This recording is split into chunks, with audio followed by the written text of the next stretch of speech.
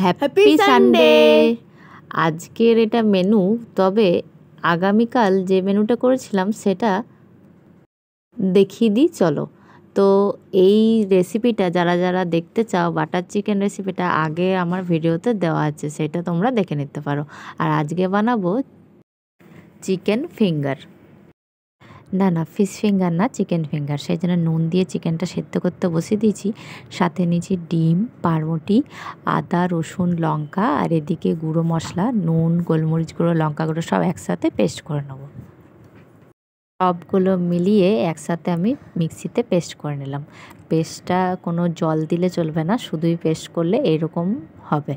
তারপরে হাতে তেল লাগিয়ে তারপরে এরকম করে গড়ে নিতে হবে, মানে ল্যাংচা আকৃতি করে গড়ে নিতে হবে, ঠিক এমনভাবে। দাঁড়াও তোমাদের সামনের থেকে দেখাচ্ছি।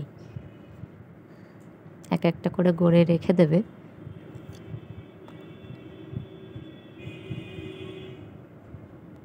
সবগুলোই আমার গড়া হয়ে গেছে। এবারে বিস্কুটগুলো মাখিয়ে তেলে ছেড়ে দেবো।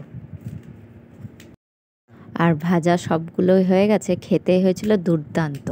বাটার চিকেনটাও যেমন সুন্দর হয়েছিল, এটাও তাই। তো একটু সস আর স্যালাড দিয়ে পরিবেশন করুন।